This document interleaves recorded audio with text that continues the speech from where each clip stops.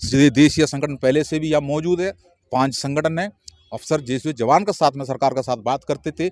आज उन्होंने अपना जो फेडरेशन जन्म लेने के बाद टांग खींचने में लगे हैं, जो कि उसी के अंदर भी जैसे जवान वगैरह है, उन्होंने अपना संगठन ना टूटे इसलिए सोच समझ के वो लोग अपना जगह पर मीटिंगें लगा रहा है, हमारे अगेंस्ट लगा रहा है। आज 184 डेज हो गया है। सरकार की तरफ से कोई खास संदेश तो नहीं आया है। हमारा मांग वही है जो जुडिशियल कमेटी, लेकिन सरकार ने चर्चा के लिए अभी तक नहीं बुलाया है। उन्होंने यही कहा है, उन्होंने पैसे दी है 70,000 करोड़ दे दिया। उन्होंने ये बोला है हमें दूध को दूध पानी को पानी जो है वो अगर दिखाई देना है तो जांच कमेटी चाहिए। तो सरकार हिम्मत लगा दे, हमारा मांग को चैलेंज है हमारा, ये हमने चैलेंज किया है, हमने जुडिशरी कमेटी मांगा है। सरकार जुडिशरी कमेटी दे दे, उसके बाद जो भी हुआ है दूध का दूध पानी का पानी। सर एक मेमोरेंडम गया हुआ है, आप लोगों का फ्री इलाज करती है सरकार, केंद्र सरकार। यो ECHS करके है, तो आप लोगों ने क्या मांग उसमें क्या विसंगतियां हैं, कुछ बताएंगे? ECHS जो है हमारा x serviceman contributory health scheme बोलता है उसको। जैसे मान लो भारत सरकार बहुत पैसा खर्च कर रहा है उसको पीछे, जो आप लोग आम पब्लिक को भी यही सोचता है, लेकिन मैं आपको बता रहा हूँ ECHS में हमारा इलाज चलता है, हमारे परिवार का इलाज चलता है, हमारे पेरेंट्स का भी इलाज चलता है। जो भी बीमारी है किसी भी रेंज नहीं है, आप उसका इलाज करके हमको ठीक करके ही भेजेंगे। ये अच्छी एक स्कीम है, ये पहले नहीं था, ये 2004 में आया हुआ है, 2013 में आया हुआ है, ये उसका पहले नहीं था। ये उसका पहले हमारा इलाज जो चलता था सैनिक अस्पताल में फ्री में थे, कोई पैसा नहीं लगता था। लेकिन सैनिक अस्पताल सिर्फ सिटी जगह पर होता है, जहाँ सेना है, जो सैनिक क्षेत्र है वहाँ पर होता है, लेकिन गाँवों में जो पूर्व सैनिक रहता है उनका इलाज संभव नहीं है। ऐसे में सरकार ने पहले इसके ऊपर विचार किया, जो हम लोगों का ECHS जो गाँव में जो हॉस्पिटल है उसको ऊपर एम्बानेलमेंट करके हमारा इलाज घर का पास कराने का एक कोशिश हुआ।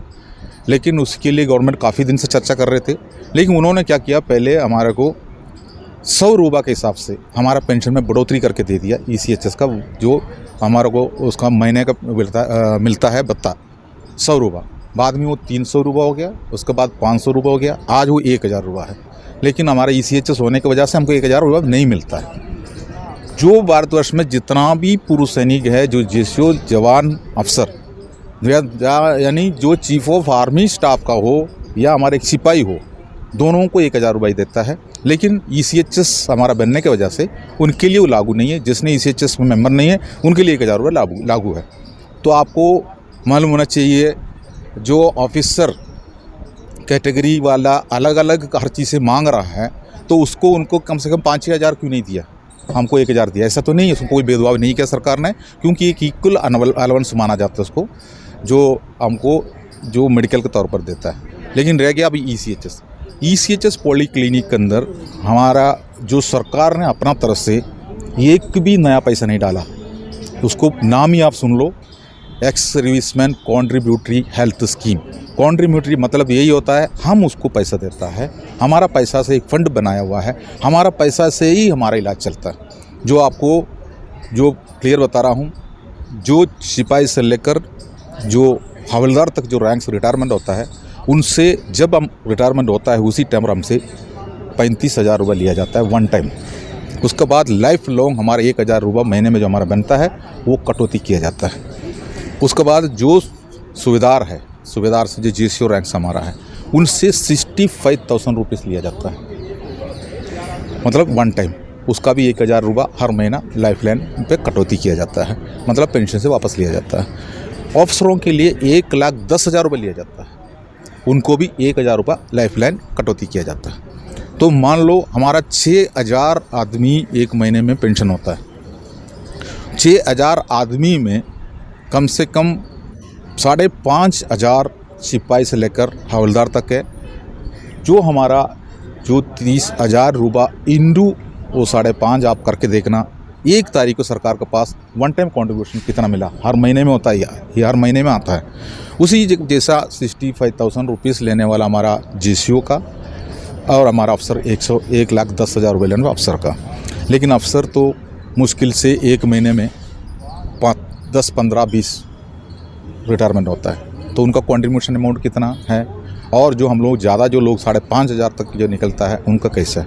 अब दूसरी बात, जो हम लोग जो रिटायरमेंट होकर आता है, जो जिसने जो हवलदार तक रिटायरमेंट होकर आता है 40-45 की उम्र में निकल के बाहर आ रहा है। 40 की उम्र में हम लोग जो 38 का उम्र वाला बहुत निकल के आता है, और 40-45 की उम्र में हम निकल के आता है। उस टाइम पर हमारा शरीर सेना के अंदर इतना अच्छे फिजिकल से निकल कर आने की वजह से हम लोग कोई बीमार नहीं है, जो हमारा कोई इलाज का ज़रूरत भी नहीं है।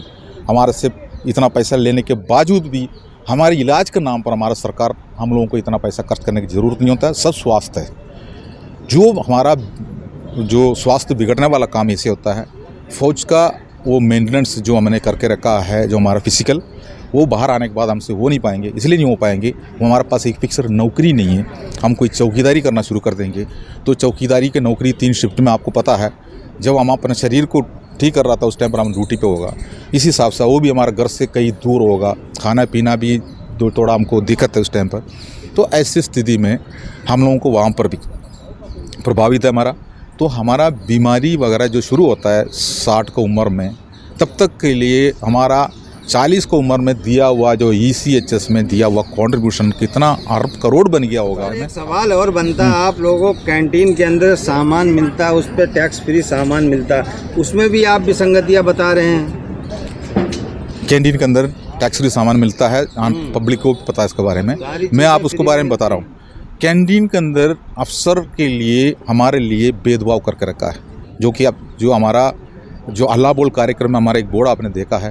अगर कैंटीन के अंदर सामान का कीमत सभी के लिए एक ही है, तो फिर वहाँ जो अलग अलग रैंकों के लिए अलग अलग क्यों है।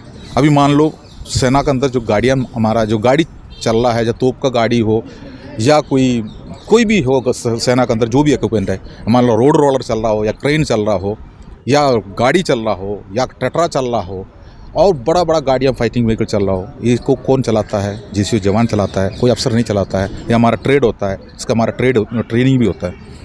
लेकिन सेना का अफसरों का गाड़ी भी हम चलाता है, उनको हम लेके जाके छोड़ता है। वो हमारा कभी उनका वो ड्राइवर तो नहीं बनेंगे, हम तो ड्राइवर हैं। ऐसी स्थिति में बाहर आने के बाद हमको हमारा रोजी रोटी के लिए भी हम कभी वो एक गाड़ी भी ले सकता है, क्योंकि हम लोगों ने सीख के आया हुआ। तो ऐसे में हम गाड़ी लेने के लिए जाता है तो वहाँ भेदभाव है। हमारे लिए गाड़ी सर्विस के दौरान एक ले सकता है और रिटायरमेंट होने के बाद एक ले सकता है, वो भी 7 साल का गैप के अंदर। हमको मतलब सर्विस में रहते टाइम पर गाड़ी ले भी नहीं सकता है, क्योंकि हम गाड़ी में नहीं घूम सकता। और बाहर आने के बाद गाड़ी की ज़रूरत पड़ता है, हो सकता है हमारा रोजी रोटी के लिए, नहीं तो फिर हमारा घर पे हम अपने काम के लिए। लेकिन हम गाड़ी लेने के लिए जा रहा है तो वहाँ बोलता है अफसरों के लिए कितना भी बड़ा गाड़ी चाहिए तो ले सकता है, कितना सीसी का भी ले सकता है, 20 लाख का, 25 लाख का ले सकता है। लेकिन जवान के लिए केवल 5 या 7 लाख के अंदर गाड़ी खरीदना है। तो आप बताइए, अगर एक गाड़ी हम खरीद रहा है, गाड़ी पर सेफ्टी प्रिकॉशंस होता है, जो एयरबैग्स होता है, कई चीज़ें होता है। अगर वो पैसा कीमत आपने ज़्यादा देंगे तभी तो सेफ्टी आता है उसमें। तो हम लोगों को बोलता 7 लाख तक का गाड़ी ले लो, तो हम सेफ्टी कम वाला गाड़ी ले लेंगे। तो क्या हमारा सेफ्टी ज़रूरत नहीं है क्या? तो अफसरों को सेफ्टी चाहिए क्या? और अफसरों के लिए जितना भी गाड़ी जब भी चाहिए तो ले सकता है, उनके लिए कोई रोक नहीं है। तो ये भेदभाव कैंटीन में क्यों लाया? ये है। और भी मतलब प्रोडक्ट बहुत सारे हैं कैंटीन के अंदर, XYZ मतलब खाने का सारा सामान, और भी बहुत सारे प्रोडक्ट हैं। तो अफसरों के लिए मतलब गाड़ी पे ऐसा रोक है, और भी चीज़ों में विसंगति है। जो गाड़ी जो कैंटीन के अंदर जो भी सामान है, हमारे ऊपर सामान को इतना सामान लेना है, ये हमारे ऊपर करके रखा है। लेकिन अफसरों ने क्या करता है, किसी कैंटीन में आप देखा होगा, डराडून के कैंटीन में जो हुआ है, उसी में अफसरों ने अपने लिए अलग से कैंटीन बना दिया, जो कि ये कभी कर भी नहीं सकता, जो कि सीमित सामान मिलता है। हमें मान लो साबुन की ज़रूरत पड़ता है, इसका मतलब ये नहीं है मैंने 4 बॉक्स साबुन ले, मेरे लिए बता देंगे आपको नहाने का साबुन आपके लिए, आपका परिवार के लिए 10 लागू है, तो हम किसी भी कंपनी का हो वो 10 ही ले सकते हैं। लेकिन हमारा अफसर वहाँ पहुँचता है, वो उनके लिए भी ले लेंगे, पड़ोसी को भी ले लेंगे, पूरे दुनिया के लिए भी ले लेंगे, कोई रोक टोक नहीं। तो ऐसे में हम लोगों को जो मिलता है वो कम पड़ जाता है और कम पड़ जाता है। लेकिन इन्होंने क्या कर दिया, अपना सुविधा के लिए अलग से इन्होंने कैंटीन तक बना दिया, नहीं तो अलग से उन्होंने अपना काउंटर बना देता। इसके ऊपर विवाद हुआ, विरोध हुआ, क्योंकि उनके जगह पर जाकर देखेगा तो हर चीज़ें अवेलेबल, हमारे जगह पर जाकर देखेगा तो मक्खी उधर झाड़ रहा है, हम वो नहीं है, नहीं मिलेगा, अगला महीना ले लो। तो ये भेदभाव पैसा तो सभी दे रहा है, सभी के लिए लागू है। गवर्नमेंट ने, डिफेंस मिनिस्ट्री ने, कैंटीन, तो ये अलग अलग इन्होंने जो बना दिया, जो इसी के ऊपर विरोध थे। और दूसरी बात, आपको एक बात ये भी याद आ रहा है, मैं बताना चाहता हूँ। अभी आपने एक लेटर देखा होगा हम लोग जंतर बंदर में रहने के बाद, कैंटीन के बारे में 2 महीने का कोटा, 2 महीने का सामान इकट्ठा एक बार ले सकता है। इसको एक लेटर निकाल के आया, वो लेटर का बहुत प्रचार हो रहा था, हमारा पूर्व सैनिक लोग बाग इसको पीछे बहुत बोल रहे थे, लेकिन दबा के रखा हुआ एक लेटर बाहर छोड़ा है। हमारा कैंटीन प्रणाली पर स्मार्ट कार्ड सिस्टम आया था करीब 10-12 साल पहले।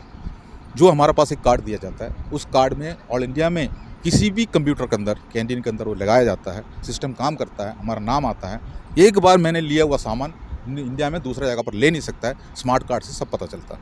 लेकिन ऐसे है, अगर मान लो मेरा कार्ड केरला का है, मैं यहाँ आने के बाद मैं यहाँ से सामान लेना चाहता है, तो यहाँ का कैंटीन में जाएंगे, कंप्यूटर में मेरा कार्ड डाल देंगे, लेकिन कार्ड शो कर रहा है मेरा जो सामान जितना दे सकता है, लेकिन वो इशू नहीं करेंगे, वो सीधा बोलेंगे आप अपना कैंटीन में ले लीजिए। लेकिन मेरा जगह पर एक अफसर अगर आ गया उसी जगह पर अपना कार्ड लेकर, वो साख सुविधा सब कुछ उनको देंगे, अब उनका टोकरी भर देंगे, उनका गाड़ी भर देंगे, लोग उनका चमचगिरी भी करेंगे। मजबूरी है, वो उनका नौकरी करना है, जो कि अगर नहीं करेगा तो उनको घर बिठाएंगे। इस मजबूरी का फ़ायदा तो हमारा अफसर उठाता है। लेकिन ये सिस्टम, आपको मैंने ये भी बता रहा हूँ, ये भेदभाव, अगर मान लो हमने नेवी का कैंटीन में जाता है या नहीं तो हम लोग ने एयरफोर्स का कैंटीन में जाता है, वहाँ ये भेदभाव नहीं है। वो उनका सिस्टम, अगर उनका सामने जो कंप्यूटर बोलता है इनको दे दो। आर्मी में इसी जैसा ये लेटर, ये जो हमारा स्मार्ट कार्ड बनने के बाद 2 महीने का कोटा भी हमको लेने का अधिकार थे, लेकिन इन्होंने उस लेटर को दबा के इनको 1 महीना ही दिया, दूसरे जगह पर सामान नहीं देना करके अपना तरीका का एक बंदावा बना कर रखा। आर्मी के कैंटीनों में किसी दूर दूर से आने वालों को कोई भी सामान नहीं मिलता है। तो ऐसे में जो ये लेटर जंतर मंतर का आवाज़ उठना शुरू हो गया, तो दबा के रखा हुआ एक लेटर को उन्होंने बाहर का रास्ता दिखा दिया। मतलब विवाद को थोड़ा कम कर दे, जो कि सरकार भी थोड़ा देखना शुरू कर दिया। इन लोगों का सुविधा को कौन कौन हाथ लगा कर रखा है, जो हमारा सुविधा हमारा अधिकारी द्वारा ही रोक के रखा था, वो बाहर आ गया। ऐसा कोई नया लेटर सरकार की तरफ से नहीं आया, पुराना पॉलिसी थे, रोक इन्होंने लगा कर रखे थे, सेना का कैंटीनों में लगा कर रखे थे। ये कैंटीन का जो हमारा विसंगति ये है जो कैंटीन के बारे में। और जो दूसरी बात है, जो ECHS के बारे में कुछ बातें छोड़ दिया है, जो अफसरों के लिए 58 की उम्र में अफसर पेंशन आना शुरू होता है, तो उनका 1,10,000 रुपये लिया जाता है उनसे, बहुत ज़्यादा अमाउंट ले रहा है। लेकिन उनका बीमारी भी उसी दिन शुरू हो गया है, जो कि वो लाइफस्टाइल बीमारी उसी टाइम पर शुरू हो जाता है। अफसरों ने अपना इलाज में उसको इस्तेमाल भी करता है, लेकिन उनको पॉलीक्लिनिक में उनके लिए अलग से पे वार्ड्स का बंदोबस्त किया है। वो बोला मैंने पैसा ज़्यादा दिया, पैसा उनको ज़्यादा नहीं है, उनका इलाज उसी दिन से शुरू है। हम 40 की उम्र में निकल कर हमने पैसा, जो 60 साल का उम्र तक पहुँचने तक हमारा पैसा बोनस में सरकार के पास जमा होता है। इसलिए सरकार ने ये सोच के उनसे ज़्यादा लिया पैसा, 1,10,000 इसलिए लिया कंट्रीब्यूशन में। लेकिन महीने का 1,000 रुपये है सबके लिए, उन्हीं से भी 1,000 काटता है, हमसे भी 1,000 काटता है। अगर आप बोल लो 30 लाख पूर्व सैनिकों का पैसा 1,000 रुपये एक तारीख का कितना अरब करोड़ बनता है। और उसी जैसा 6,000 आदमी पेंशन होकर आता है, तो उसी में 5,500 आदमी JCO जवान आ रहा है, तो उनका कितना पैसा बनता है एक महीने में, एक तारीख को अरब करोड़ पैसा वहाँ बनता है। लेकिन अफसरों ने हमें धोखा देके, सरकार का धोखा देके, हमारा संज्ञाबल दिखा के, हमें बेवकूफ़ बना के सरकार का सामने बैठ के अपने लिए फ़ायदा लिया। उन्होंने कैंटीन जो अपना ECHS सुविधा में, उनको तो उनका रोज़ उनका बीमारी वो ठीक करने के लिए चला जाता है, वो सुविधा के साथ जाता है। सेना के अंदर जो हॉस्पिटल होता है उसमें तो JCO वार्ड, अफसर फैमिली वार्ड, ये सब चीज़ें अलग अलग होता है। लेकिन सिविल अस्पताल में हमारा इलाज चल रहा है, उसकी एम्बानमेंट हॉस्पिटल बोलता है, उसका पैसा सरकार द्वारा किया जाता है, कॉन्ट्रीब्यूटिव फंड से दिया जाता है, हमारा ही फंड है। जो उसी जगह पर अफसरों के लिए एक अलग सुविधा, अफसरों के लिए अलग सुविधा को कोई ज़रूरत नहीं है, जो कि वो उन्होंने धोखा दे के, जो सरकार के पास धोखा दे के, जो हम लोगों के बारे में हमारा कंधा इस्तेमाल करके गिनती करा के लिया है। ये सब विसंगति हम सरकार का सामने रखने के लिए federation of veteran association, JCO जवान का संगठन शुरू हुआ है। यहाँ देशीय संगठन पहले से भी यहाँ मौजूद है, 5 संगठन है। अफसर JCO जवान के साथ में सरकार के साथ बात करते थे। आज उन्होंने अपना जो फेडरेशन जन्म लेने के बाद टांग खींचने में लगे हैं, जो कि उसी के अंदर भी JCO जवान वगैरह है, उन्होंने अपना संगठन ना टूटे इसलिए सोच समझ के वो लोग अपना जगह पर मीटिंगें लगा रहा है, हमारे अगेंस्ट लगा रहा है। लेकिन जो फेडरेशन ऑफ वेटरन एसोसिएशन सरकार को जो विसंगति का लिस्ट दिया है विस्तार विवरण के साथ में, उसमें ECHS का भी है, उसके कैंटीन का भी है।